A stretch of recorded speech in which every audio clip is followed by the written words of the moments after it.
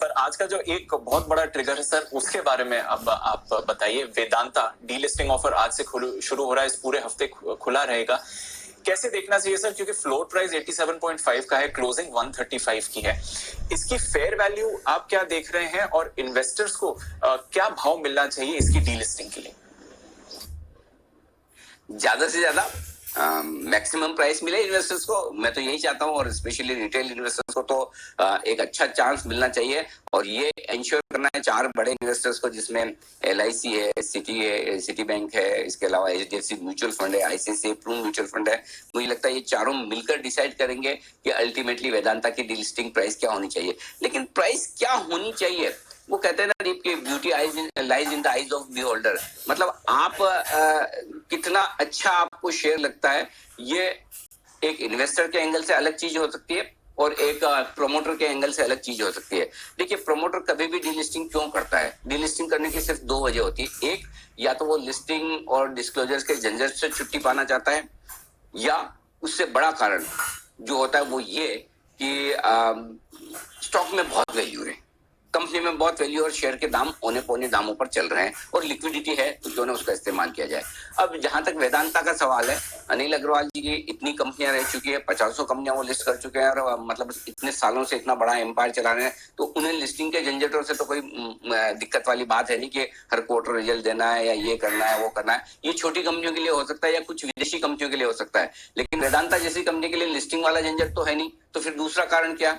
दूसरा कारण ये कि शेयर बड़े होने पौने दामों पर ट्रेड कर रहा है और बड़ी अच्छी वैल्यूएशन है, तो फिर क्यों ना उस खराब मार्केट मूड का, गिरे हुए दामों का फायदा उठाकर आप डीलिस्टिंग करें। और यही उन्होंने सोचा है, 100% यही सोचा है और इसी वजह से कर रहे हैं। अब सेबी के फॉर्मूले के हिसाब से 87 रुपए जो डीलिस्टिंग का फ्लोर प्राइस आया था, आप में सब जानते हैं कि आप जब डीलिस्टिंग करने जाएंगे तो आपको बड़ा पैसा तो देना ही होगा। और स्पेशली तब जबकि 52 हफ्तों का ऊपरी स्तर अगर आप देखेंगे वेदांता का तो कहीं ज्यादा है, मेरे ख्याल से 400 रुपए के आसपास कुछ लाइफ टाइम हाई, माफ कीजिए 52 हफ्तों का तो 164 रुपए है, लेकिन लाइफ टाइम हाई काफी ज्यादा है। जाहिर सी बात है 250 रुपए 300 रुपए कई ऊपर के दामों स्टॉक कई इन्वेस्टर्स के पास पड़े हुए हैं, तो वो जल्दबाजी में डीलिस्टिंग में देना नहीं चाहेंगे। तो अब पॉइंट ये है कि जहां एक और प्रमोटर चाहता है कि वो वैल्यू देखकर डीलिस्टिंग करें, वहीं दूसरी तरफ इन्वेस्टर को एक फेयर प्राइस मिले। इसका एक बैलेंस होना बहुत जरूरी है, नहीं तो फिर क्या होता है कि डीलिस्टिंग ऑफर आपके सक्सेसफुल नहीं होते। मसलन आपने देखा आइनोस स्टाइलेशन में क्या हुआ, वहां पर डीलिस्टिंग ऑफर आपका सक्सेसफुल नहीं हो पाया। और दूसरी तरफ एक हेक्सावेयर का एग्जांपल है कि किस तरह से हेक्सावेयर में आपके लिए डीलिस्टिंग ऑफर सक्सेसफुल हुआ। हेक्सावेयर में आप देखिए लगभग 290 रुपए के आसपास का डीलिस्टिंग प्राइस था, ऑफर प्राइस था, और जाकर वो हुआ 475 रुपए पर। तो इसका मतलब क्लियर कट है, 265 रुपए पर फ्लोर प्राइस रखा था और 475 पर डीलिस्टिंग हुई। देखिए कितनी वैल्यू दी है, 275 वाला 400, 270 वाला 265 वाला 475, जबकि स्टॉक में एक थोड़ा रनअप तो नेचुरली डीलिस्टिंग के पहले आता ही है। आइनोस स्टाइलेशन दूसरा केस है जहां पर 480 रुपए की फ्लोर प्राइस थी, लेकिन 1100 रुपए की प्राइस निकल कर आई और वो डिलिस्ट नहीं हुआ। तो दोनों तरफ जो हो रहा है वो सही नहीं है कि बहुत एक्सट्रीम अगर शेयर होल्डर्स डिमांड करें कि ये प्राइस होनी चाहिए तो भी डीलिस्टिंग नहीं होगा, और वापस सब फर्ज करेगा अगर वेदांता का डीलिस्टिंग नहीं होता है तो स्टॉक वापस हो सकता है 100 रुपए आ जाए, तब भी आपको नुकसान है।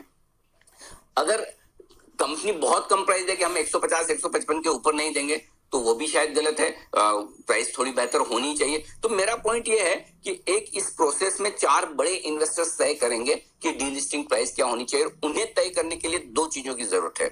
एक, वो किस बेसिस पे तय करेंगे, पहला उनकी कॉस्ट क्या है, उनकी एवरेज कॉस्ट वेदांता के शेयर की क्या है, उन्होंने क्या भाव में खरीदे। वो आंकड़ा मेरे पास में नहीं है, हमने कुछ कैलकुलेशन की, उसके दम पर एक अंदाजा लगा सकते हैं कि क्या प्राइस है। तो जाहिर सी बात है कोई भी लॉन्ग टर्म इन्वेस्टर है तो वो जरूरी नहीं कि लॉस बुक करना चाहे।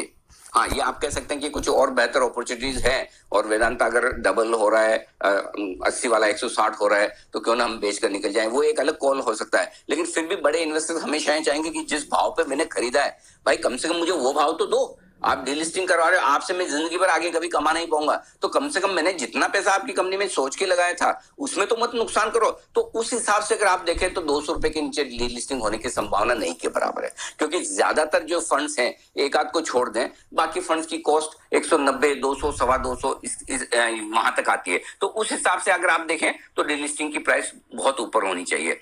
दूसरी तरफ अगर आप देखें तो डीलिस्टिंग की प्राइस क्या वाकई में 200, सवा 200 रुपए हो सकती है, ये इस बात पर डिपेंड करता है कि प्रमोटर्स कितने मजबूत है और उनके पास पैसा कितना है। और अगर लिक्विडिटी के सिचुएशन के लिहाज से और उनके पैसों के अरेंजमेंट के लिहाज से देखें तो कोई संभावना नहीं कि 200 रुपए में वेदांता डीलिस्ट कर पाए, क्योंकि जितनी फंड्स की अरेंजमेंट उन्होंने की, और चलो मान लीजिए थोड़ा बहुत और भी कर लें, तब भी 170-75 के ऊपर की ताकत नजर नहीं आती। अब मैं अंडर एस्टिमेट नहीं करना चाहता, अनिल अग्रवाल साहब चाहे तो जुगाड़ भी कर सकते हैं पैसे का और आराम से मिल भी सकता है, और हो सकता है 200 रुपए की भी डीलिस्टिंग को वो पूरा करने की कोशिश करें। लेकिन अभी तक जो फंड रेज किया है या जो हो सकता है उसको देखते हुए लगता नहीं कि कंपनी में 170-75 के ऊपर डीलिस्टिंग करवाने की ताकत है। वो भी हो जाए तो बड़ी बात है। तो अब इन दोनों के बीच में ये रस्सा कशी वाला मामला है। मेरा ये समझना है कि अगर वेदांता जैसी कंपनी, इतनी बड़ी कंपनी डीलिस्ट होती है तो शेयर होल्डर्स को एक अच्छा खासा प्रीमियम करंट मार्केट प्राइस पर भी मिलना चाहिए। और करंट मार्केट प्राइस से मेरा मतलब 135-140 रुपए, और यहां से भी एक अच्छी प्रीमियम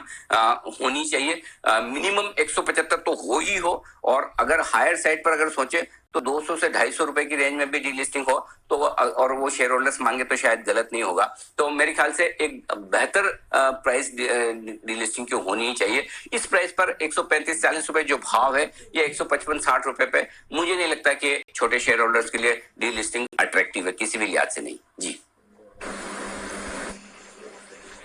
बिल्कुल अनिल जी, तो ये भाव तो अट्रैक्टिव नहीं है, यहाँ से भी एक बढ़िया प्रीमियम पर होनी चाहिए। तो फिर सवाल सर शेयर होल्डर्स का यही उठता है कि अगर मैं एक शेयर होल्डर हूं तो क्या मैं इस डीलिस्टिंग में पार्टिसिपेट करूं या नहीं करूं, मेरे को क्या करना चाहिए?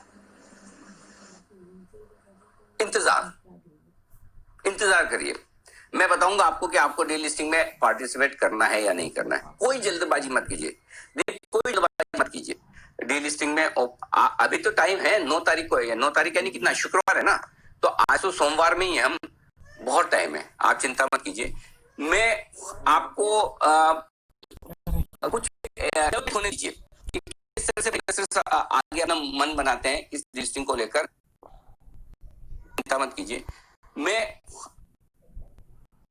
डीलिस्टिंग में अभी तो टाइम है, 9 तारीख को है, मैं बताऊंगा आपको कि आपको डीलिस्टिंग में पार्टिसिपेट करूं या नहीं करूं, मेरे को क्या करना चाहिए?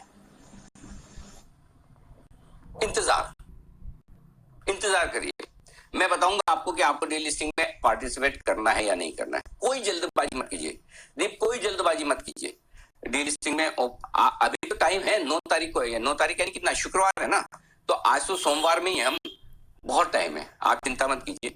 मैं आपको कुछ डेवलपमेंट होने दीजिए कि किस तरह से बड़े इन्वेस्टर्स आगे अपना मन बनाते हैं इस डीलिस्टिंग को लेकर, उस पर हमारी नजरें, कई सारे कैलकुलेशन पर हमारी नजरें, कई सारे और डेवलपमेंट हो सकते हैं ग्रुप को लेकर जिस पर हमारी नजरें, और उसके बेसिस पर मैं आपको, आपके पास शेयर पड़ा है ना, आप पड़ा रहने दीजिए, कुछ मत कीजिए, आप कुछ मत कीजिए, इंतजार कीजिए। आप अपनी तैयारी रखिए कि जरूरत पड़े तो डीलिस्टिंग पे मुझे शेयर देना है तो मुझे 9 तारीख को देना है, उसकी भी तैयारी ना रखें तो भी कोई बात नहीं, आप छोड़ दीजिए। आप ये समझ लीजिए आपके पास वेदांता है ही नहीं, और आप मेरे भरोसे छोड़ दीजिए। मैं सिंपल आपको कह रहा हूं और पूरे भरोसे से कह रहा हूं। जब मैं इतनी बात कह रहा हूं कि आप मेरे भरोसे छोड़ दीजिए, तो मैं जानता हूं मैं जिम्मेदारी के साथ इन शब्दों को कह रहा हूं। आपको डीलिस्टिंग में नुकसान ना हो उसकी मैं पूरी कैलकुलेशन आपको दे दूंगा।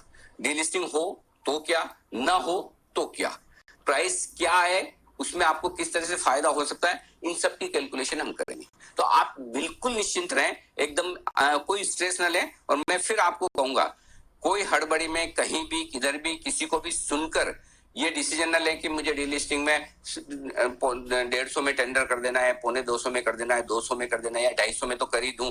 देखिए, पहली चीज समझिए, आप रिटेल इन्वेस्टर हैं, आपके शेयर देने नहीं देने से डीलिस्टिंग प्राइस तय नहीं होती। डीलिस्टिंग प्राइस और डीलिस्टिंग होना या नहीं होना ये आपके हमारे हाथ में है ही नहीं, ये जिन लोगों के हाथ में उन्हें तय करने दीजिए। और उनमें 4-5 बड़े फंड है, FIs हैं, उन्हें तय करने दीजिए कि वो डीलिस्टिंग क्या प्राइस में कराना चाहते हैं। और आप निश्चिंत रहिए, आपको डीलिस्टिंग पर नुकसान नहीं होगा। अगर डीलिस्टिंग होती है तो किसी हिसाब से आपको कोई नुकसान नहीं होगा, आपको वो प्राइस मिल जाएगी, आराम से मिलेगी, शांति से बैठिए। तो दीप, इंतजार कीजिए मेरे अगले कॉल का वेदांता पर, और मैं आपको एकदम ठोक बजाकर बिल्कुल अच्छे से मैं बताऊंगा कि आपको वेदांता के डीलिस्टिंग में क्या करना है। अभी आपके पास वेदांता के शेयर हैं, पड़े रखिए और कुछ मत कीजिए। Point taken. तो अनिल जी, आप पर पूरा भरोसा है इस बात के लिए, जल्दी अनिल जी आपको बताएंगे कि आपकी डीलिस्टिंग की स्ट्रैटेजी होनी चाहिए। फिलहाल जल्दबाजी करने की कोई जरूरत नहीं है, भरोसा रखिए, जल्दी आपको अनिल जी बताएंगे आपकी डीलिस्टिंग